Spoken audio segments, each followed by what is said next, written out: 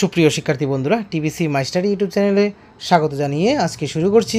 তোমরা যারা দ্বাদশ শ্রেণীতে পড়াশোনা করছো, তো তোমাদের জন্য নেক্সট অধ্যায় থেকে পরীক্ষার জন্য গুরুত্বপূর্ণ প্রশ্ন আবার নিয়ে এসেছি।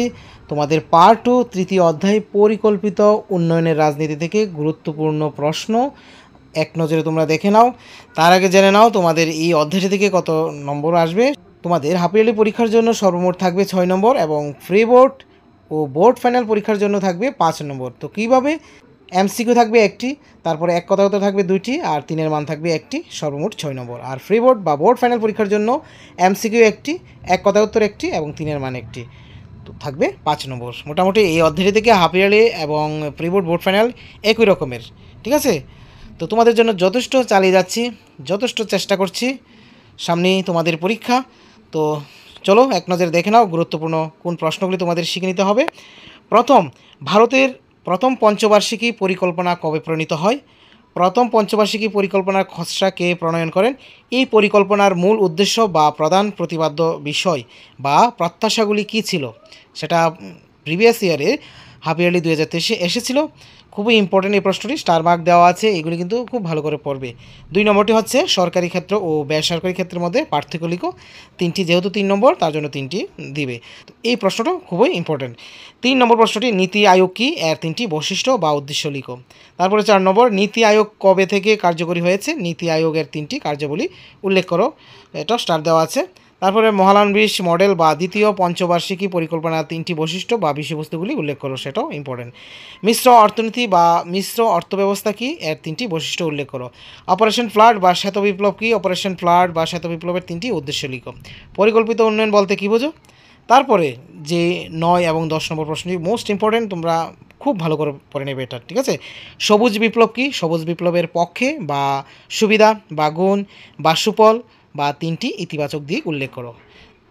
10 নম্বরটি হচ্ছে সবুজ বিপ্লবের 3টি বিপক্ষে বা অসুবিধা বা কুফল বা ত্রুটি বা 3টি নেতিবাচক দিক উল্লেখ করো। তো পরীক্ষাতে এভাবে আসতে পারে, সবুজ বিপ্লবের 3টি নেতিবাচক দিক উল্লেখ করো বা সবুজ বিপ্লবের 3টি ইতিবাচক দিক উল্লেখ করো। তার জন্য বলছি এই প্রশ্নটা খুব খুব ইম্পর্টেন্ট, ঠিক আছে? অথবা আসতে পারে সবুজ বিপ্লবের ইতিবাচক ও নেতিবাচক ফলাফলগুলি আলোচনা করো। তো এখানে ইতিবাচকের যেগুলি সুবিধা শিখবে সেগুলি লিখবে, আর নেতিবাচকের যেগুলি অসুবিধা বা ত্রুটিগুলি শিখবে সেগুলি তোমরা তুলে ধরবে, ঠিক আছে? এইভাবে আসতে পারে সবুজ বিপ্লবের 3টি ত্রুটি উল্লেখ করো। যেভাবেই আসুক না কেন প্রশ্নটা কিন্তু খুবই গুরুত্বপূর্ণ।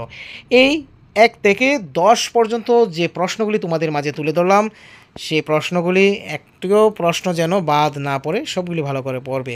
তো পরের প্রশ্ন কিছু রেখেছি ইচ্ছুক ছাত্রছাত্রীদের জন্য, যদি তোমরা এগুলি পড়ো তাহলে তো আরও খুব ভালো হবে। তবে দেখে নাও প্রশ্নগুলি। সমাজতান্ত্রিক ব্যবস্থা কী, এর 3টি বৈশিষ্ট্য। পুঁজিবাদী অর্থব্যবস্থা কী, এর 3টি বৈশিষ্ট্য। ভূমি সংস্কার বলতে কী বোঝো? ভূমি সংস্কারের উদ্দেশ্যগুলি কী? ভূমি সংস্কারের মূলনীতিগুলি কী? মিশ্র অর্থব্যবস্থার সপক্ষে বা সুবিধা বা গুণ বা 3টি ইতিবাচক দিক।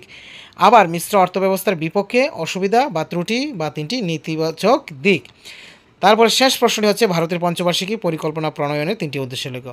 তো এদিকে সবুজ বিপ্লবের ইতিবাচক এবং নেতিবাচক প্রশ্নটা, আর এখানে মিশ্র অর্থব্যবস্থার ইতিবাচক এবং নেতিবাচক প্রশ্ন। তো এগুলি শিখে নেবে। আমার সুপ্রিয় শিক্ষার্থী বন্ধুরা, আশা করি সকলেই বুঝতে পেরেছো। তো প্রায় শেষের পথে তোমাদের পলিটিক্যাল সায়েন্স প্রথম থেকে শেষ করার চেষ্টা চালিয়ে যাচ্ছি এবং কথা দিয়েছি সবগুলি তোমাদেরকে দেব। তো এখানে পার্ট 1 হাফ ইয়ারলি পরীক্ষার যতগুলি অধ্যায় রয়েছে সমস্তগুলি দিয়েছি। পার্ট 2 পূর্বে দিয়েছি 2টি অধ্যায়, আজকে এটা নিয়ে 3য় অধ্যায়, আর বাকি যে 2টি অধ্যায় থাকবে সেগুলি থেকেও দিয়ে দেবো, ঠিক আছে? তো তোমরা এগুলি কিন্তু ভালো করে পড়বে। তোমরা যারা এই চ্যানেল নতুন আছো অবশ্যই চ্যানেলটিকে সাবস্ক্রাইব করে অবশ্যই পাশে থাকবে। পাশে থাকলে অবশ্যই তোমরা এই প্রশ্নগুলি পেয়ে যাবে এবং যত পারো তোমরা এই ভিডিওটি অবশ্যই তোমাদের সকল বন্ধুদের সঙ্গে শেয়ার করবে, কারণ তোমার একটি শেয়ারের মাধ্যমে তোমার অপর বন্ধুরাও এটা পেয়ে যাবে এবং তারাও উপকৃত হবে, ঠিক আছে? তো তোমরা ভালো থেকো, সুস্থ থেকো। Always by the side of the students. Thank you.